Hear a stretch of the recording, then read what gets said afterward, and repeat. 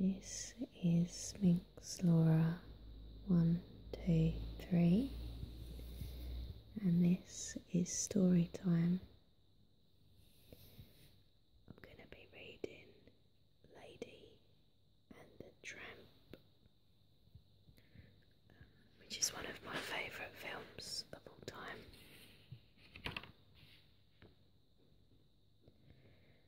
One snowy Christmas, Darling received a very special gift from her husband. She unwrapped the brightly wrapped box, and out popped a beautiful little puppy. "Oh, Jim dear, she's beautiful. I think I'll call her Lady."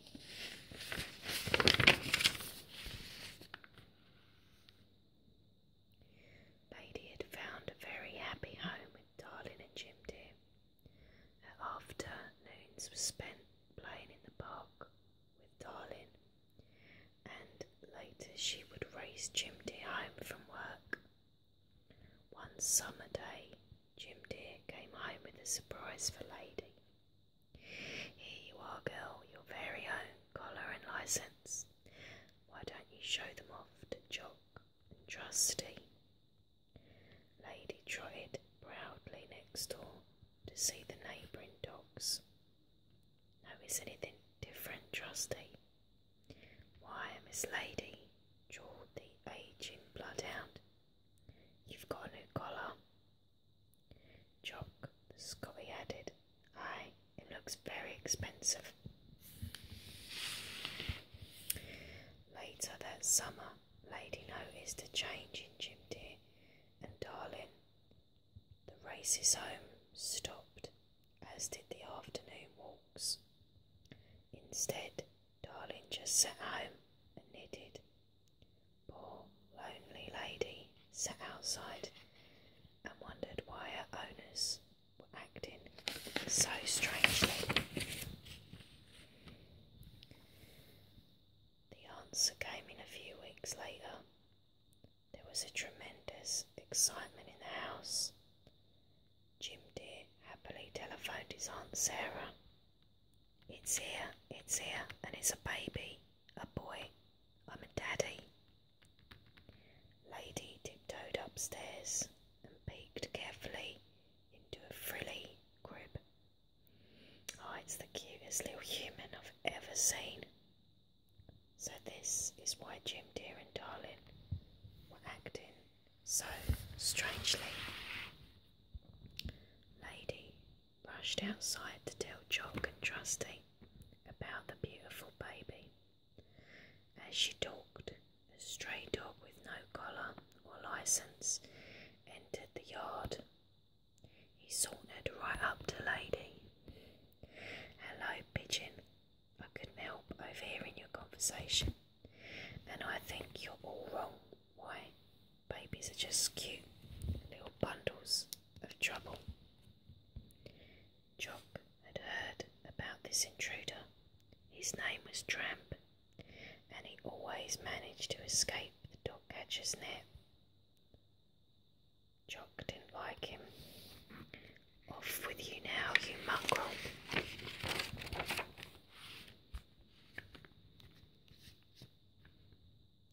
When Jim dear and Darling left for a weekend, Aunt Sarah came to stay with the baby, and much to Lady's dismay, Aunt Sarah had brought along her 2 Siamese cats. They were troublemakers from the start. One cat headed right for the canary cage, while the other tried to make a meal out of the goldfish. Lady chased after them and spoiled their plans. But not before the cats had made a shambles of the living room. Aunt Sarah came running. "Merciful heavens, look at this mess." The 2 pesky cats pretended to be hurt. Aunt Sarah cuddled them. "Did that wicked dog attack you, my innocent, sweet little angels? Well, I know how to take care of that ruffian." Aunt Aunt Sarah didn't waste a moment. She grabbed Lady and marched right down to the local pet shop. "Cluck, I want a muzzle, a good, strong muzzle." The shopkeeper strapped a heavy muzzle onto Lady's face. It was so tight that she could hardly open her mouth. Lady wiggled out of Aunt Sarah's arms and bolted out of the store in fear. Up one street, down another, she fled, trying to escape the horrible muzzle. She soon found herself lost and in a very bad part of town. 3 big dogs spotted Lady and gave chase, snarling and snapping until they had her trapped in a blind alley.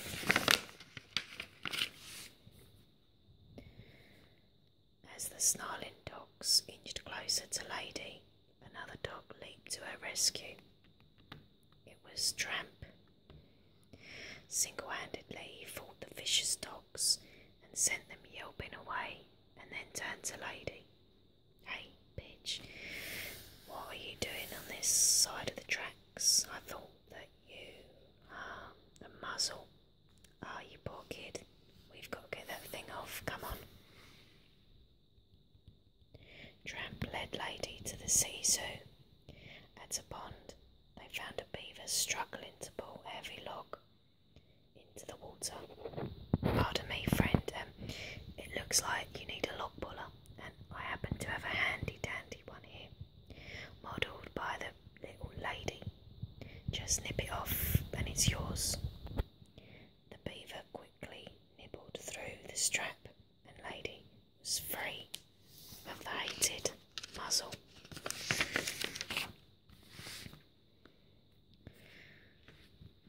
"Come on, bitch, let's find a place to celebrate." Tramp seemed to be known and welcomed everywhere they went. He had a different place to eat every day of the week. "It's Wednesday, bitch. That means we go to Tony's restaurant. You'll love it." Tony had a plate of bones already, but when he saw that Tramp had brought a lady friend, he served them a delicious dinner of spaghetti and meatballs. And then Tony took out his accordion and sang a beautiful love song, while Lady and Tramp dined by candlelight. Lady marvelled at Tramp's carefree life. It was so different from her own. After the romantic dinner, Lady and Tramp walked through the park to the top of a hill overlooking the city. "Look down there, Pigeon. There's a great big world out there with no fence around it, where 2 dogs like us could find adventure and excitement." "Sounds wonderful, Tramp, but who would watch over Jim dear, Darling and the baby?" You win, bitch. I guess we're just too different."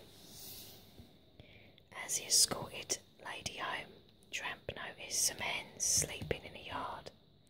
"Hey, let's wake up these fat, lazy biddies." "But won't we hurt them, Tramp?" "Nah, we'll just stir them up a bit. It'll be fun." Tramp raced into the yard, barking wildly. Chickens went fluttering and squawking about until the owner rushed outside with his shotgun. "That is the signal to get out of here, bitch." Lady tried to keep up with Tramp as he darted around corners and scrambled over fences, but soon she was lost again. Without warning, the city dog catcher pounced on poor Lady and carted her off to the dog pound. That Tramp, I never would have guessed he was the type to desert a lady. Lady had never been so scared and humiliated in all her life. The dingy pound was full of sad, scruffy dogs who stared longingly at her licence. They told her that it was her ticket out of there, and wished they all had one too. Soon Aunt Sarah arrived to take Lady home, but as punishment for running away, she chained her to the doghouse. Poor Lady was feeling lonely and sad when Tramp came trotting into the yard. I bitched. I heard what happened. I came over to tell you how sorry I am. You ran out on me and I took the blame. It was so embarrassing. I never want to see you again. Goodbye. As Tramp hung his head and turned to leave, Lady spied a big, ugly rat climbing into the baby's window. She tugged on her chain and desperately called for help. Tramp, hurry, there's a rat in the baby's room. Tramp raced into the house and up the stairs, burst into the baby's room. The rat was creeping towards the baby's crib. Tramp pounced on the rat and killed him. The noise from Tramp's fight awakened Aunt Sarah. She rushed into the baby's room. Oh, you vicious brute, trying to attack the baby. Aunt Sarah hadn't even seen the rat. She forced Tramp into a closet and locked the door. Now I'll call the dog catcher and have that brute taken away. Jock and Trusty watched as Tramp was locked in the dog catcher's wagon. Well, Trusty, there he goes off to the pound. I was certain he was no good at the moment I first laid my eyes on him. Yeah, but I never thought he'd attack a helpless baby. Just then, Jim Dear and Darling returned home. Lady gave a desperate tug and broke her chain. She ran into the house, barking frantically at Jim Dear. Look, Darling, Lady's trying to tell us something. What is it, girl? Lady raced upstairs to the baby's room to show Jim Dear the truth. Oh my goodness, Darling, come here. What is it, Jim? Oh, a rat. That means that Tramp is actually innocent. He saved the baby, but now he's been taken to the dog pound to be destroyed. When Jock overheard this, he felt ashamed. Trusty, we misjudged Tramp badly. We've got to rescue him. The two dogs raced after the dog catcher's wagon, barking fiercely. The frightened horses bolted, the wagon overturned, and the door sprang open. Tramp was free. Jim Dear and Darling were so grateful to Tramp that they bought him a collar and licence. Now he was part of the family. The next Christmas, Lady and Tramp celebrated with their own family. 4 adorable puppies. And that was Lady and the Tramp. I'm now going to do like a little singing for you of the song Bella Naughty, which is from the scene in the film where they have their little romantic candlelit dinner. Okay. This is the night, it's a beautiful night, and they call it Bella Naughty. This is the night when the heavens are bright on this lovely Bella Naughty.